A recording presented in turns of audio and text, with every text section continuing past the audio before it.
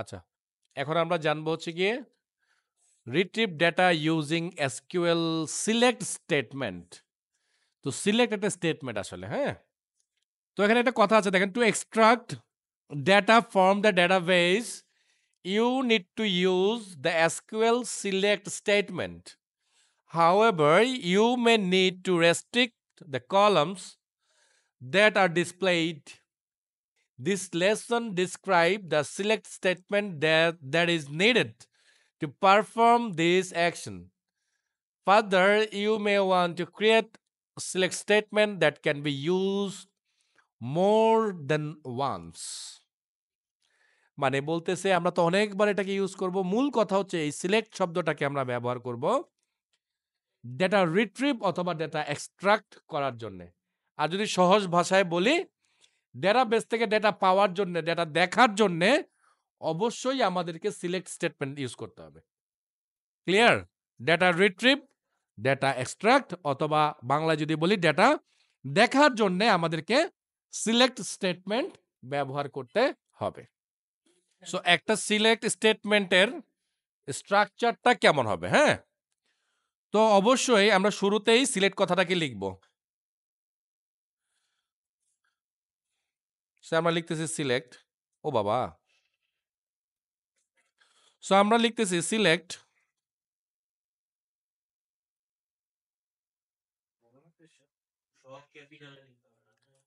না, ছোটতে লিখলেও কোনো সমস্যা নেই। সিলেক্ট, তারপরে আমরা আপাতত আমরা লিখতেছি স্টার।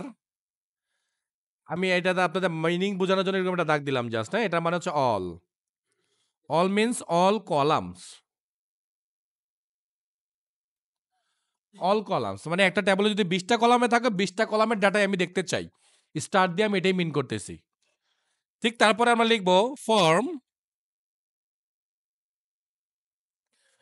তারপর হচ্ছে আইডেন্টিফায়ার্স বা আমরা বলবো টেবলের নাম। কোন টেবল থেকে আমরা ডাটা খুঁজতে চাই। সো আমি এখানে আপনাদের বোঝার সুবিধাতে লিখলাম টেবল নেম। সো ধরেন আপনার একটা টেবলের, আমাদের এখানে একটা টেবলের নাম আছে এমপ্লয়িজ।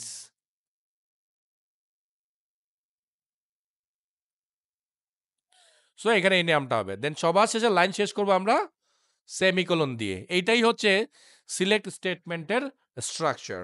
একটু এডিট করতেছি, আপনাদের মনে কনফিউশন তৈরি হচ্ছে। আমাদের এইচআর স্কিমার মধ্যে একটা টেবল আছে, যে টেবলটার নাম হচ্ছে লোকেশন।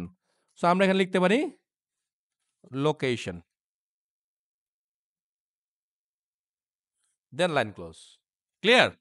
তার মানে সিলেক্ট স্টেটমেন্টের শুরুতে সিলেক্ট কথাটা থাকতেই হবে, ফর্ম কথাটা থাকতেই হবে, টেবলের নামও থাকতেই হবে। সো এটা তো একটা টেবল নেম, আমি এবার আপনাদের নিচে লিখে দিচ্ছি টেবল নেম। ঠিক আছে? আর এইখানে আপনি স্টার ইউজ না করে আপনি চাইলে স্পেসিফিক কলামের নামও লিখতে পারেন। ধরেন আমার 20টা কলামের ডাটা দরকার নেই, আমার 3টা কলামের নাম দরকার। সো আমি তখন স্টার না দিয়ে আমি কলামের নাম লিখবো। সে তখন আমি লিখবো এইভাবে, আমি এটাকে কেটে দিচ্ছি। তখন আমি লিখবো হচ্ছে গিয়ে লাস্ট নেম, মানে যেমন থাকবে ঠিক তেমনই। Okay, just name, sorry last name, first name,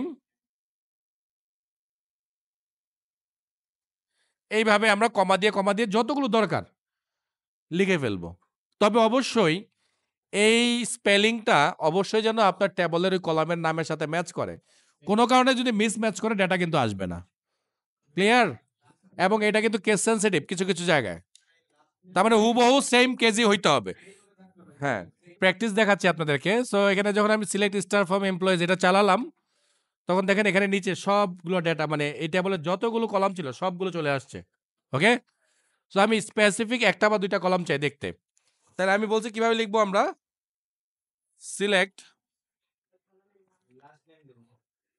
select last underscore name, কমা, আমি দেখতে চাই সে ধরেন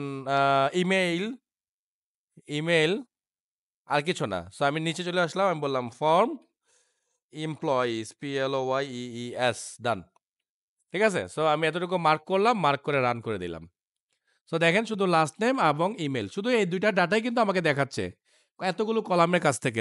বোঝা গেল তো? তো সিলেক্টের কাজ কি? ডাটা রিট্রিভ করা, এবং স্পেসিফিক ভাবে রিট্রিভ করা যাবে। আচ্ছা, সো আমরা এসকিউএল স্টেটমেন্ট গুলো যে লিখবো সেটা লিখার কিছু রুলস আছে, হ্যাঁ? তো সেই রুলস গুলো হচ্ছে এগুলো, আমি একটু দেখতেছি রুলস গুলো কি কি দেখেন। বলতেছে SQL statement are not case sensitive. তার মানে আপনি সিলেক্ট কথাটা স্মল লেটারে লিখেন, ক্যাপিটাল লিখেন, ডাজন্ট ফ্যাক্ট। ফর্ম কথাটা ক্যাপিটাল লিখেন বা হোয়ার কথাটা ক্যাপিটাল স্মল, সমস্যা নেই। ওকে, ইভেন দো টেবলের কলামের নামগুলো স্মল ক্যাপিটাল করলে সমস্যা হয় না, হ্যাঁ? আচ্ছা, SQL statement can B entered or one or more lines. আমরা চাইলে এক লাইনে একটা লম্বা লাইন করতে পারি, অথবা আমরা চাইলে মাল্টিপল লাইনেও লিখতে পারি। Okay, keywords can not be abbreviated or split across line. বলছে যে কিওয়ার্ডগুলো আছে সেই কিওয়ার্ডগুলোকে আপনি অ্যাব্রিভিয়েট করতে পারবেন না, অথবা চাইলে ২টা ৩টা শব্দে বা লাইনে স্প্লিট করতে পারবেন না। ঠিক আছে? আচ্ছা, ক্লজ আর usually place on separated line. বলছে ক্লজগুলো যেগুলো যেমন হোয়ার বা ফর্ম, এগুলো আমরা সচরাচর যেটা করি ডিফারেন্ট লাইনে লিখার চেষ্টা করি। ইউজুয়ালি বলছে কিন্তু এটা, হ্যাঁ? তো এটা গুড প্র্যাকটিস যে আপনি দ্বিতীয় মানে ২ লাইনে লিখবেন। তারপর বলছে indent are used to enhance the readability. চাইলে আপনি ইনডেন্ট ইউজ করতে পারেন। ইনডেন্ট ইউজ করা মানে হচ্ছে কোথায় যেন লিখলাম আমরা? এই যে এখানে লিখলাম। আমরা চাইলে এই যে ফর্মটা এভাবে লিখছি, হোয়ার এভাবে লিখছি। লিখার পরে আমরা চাইলে এখানে এটা এরকম, চাইলে এরকম ইনডেন্ট করতে পারি। চাইলে, ঠিক আছে? আচ্ছা। দেন বলতেছে in SQL developer SQL statement can be optionally terminated by the semicolon. বলতেছে যে আমরা যদি এসকিউএল ডেভেলপার ইউজ করি তাহলে আমাদেরকে সেমিকোলন না দিলেও সমস্যা নাই। বাট আমি অবশ্যই বলব আপনারা অবশ্যই সেমিকোলনটা ইউজ করবেন। কিন্তু এটা যদি আমরা আবার সেমিকোলন রিকোয়ার্ড হয় এক্সিকিউটেড মাল্টিপল, আবার বলছে যদি মাল্টিপল স্টেটমেন্ট হয় তাহলে আপনাকে মাস সেমিকোলন ইউজ করতেই হবে। তো যেহেতু করতেই হবে আমরা শুরু থেকেই করব এটা। আর বলছে যদি আমরা এটাকে আবার এসকিউএল প্লাসে করতাম তাহলে সেমিকোলন মাস্ট দিতেই হইতো। ব্যাপারটা বুঝতে পারছি তো? তার মানে মূল কথা হচ্ছে আমরা সেমিকোলন অলওয়েজ ইউজ করব। এটা হচ্ছে সব কথা শেষ কথা। ওকে?